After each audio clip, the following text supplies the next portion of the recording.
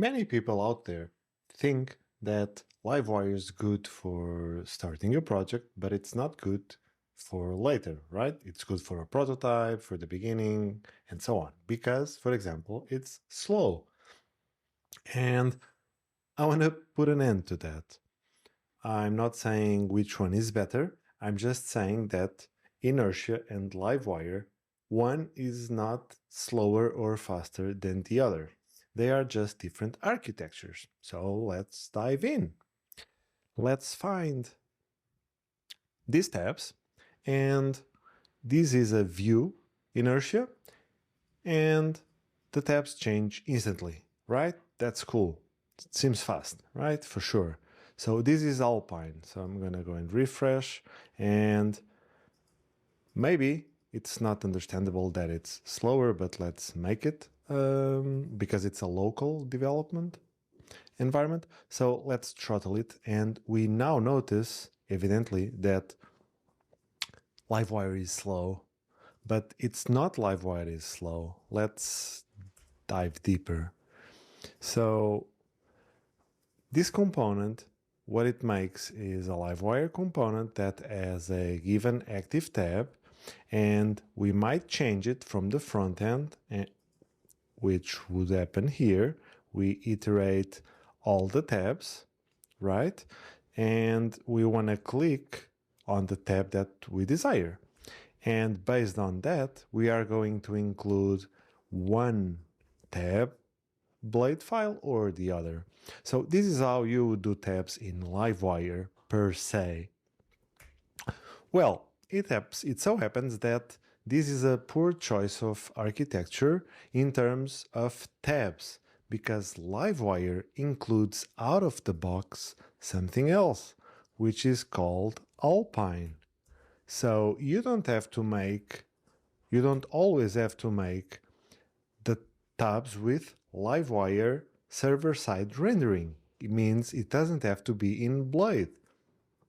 So if we were to now visit the same website, it's slower because of the network throttle. So let's now switch and we see it's instant. And why is that?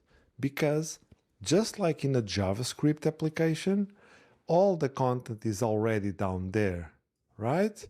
The thing is, the change occurs local. You see, it's not anymore a wire click, but it's a add click, and that makes the whole difference. And just for the fun, I also made something on the JavaScript side, which is, sorry, wrong project.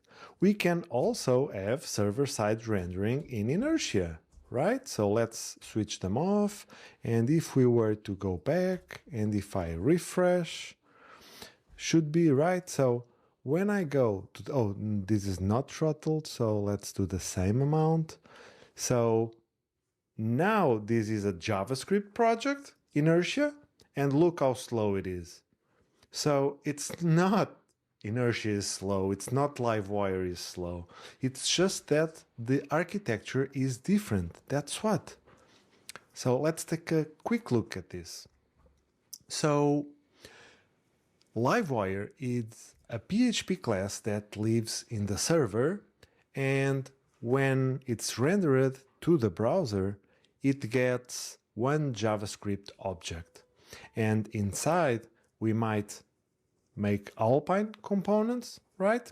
But what it matters is that all public properties, public methods, and blade templates, which are all part of the component, when they need to be refreshed or when they act, when they need something, I'm trying to make a simplification. So, of course, more stuff can happen in the advanced way.